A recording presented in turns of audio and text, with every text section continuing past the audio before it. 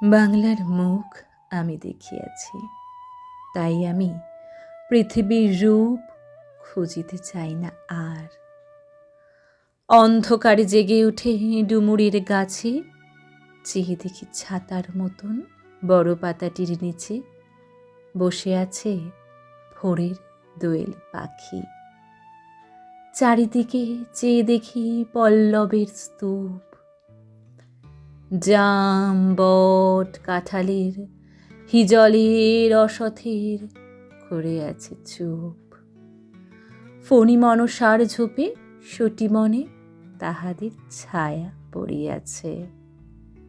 মধুকর ডিঙা থেকে না জানি সে কবে চাঁদ চম্পার কাছে এমনই হিজল বট তমালের নীল ছায়া বাংলার অপরূপ রূপ দেখেছিল।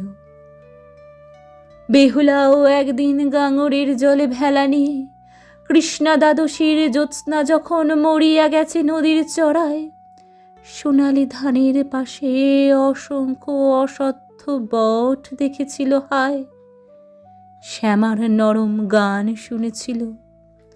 একদিন অমরায় গিয়ে ছিন্ন খঞ্জনার মতো যখন সে নেচেছিল ইন্দ্রের সভায়, বাংলার নদী মাঠ ভাটফুল ঘুঙুরের মতো তার কেঁদেছিল পায়।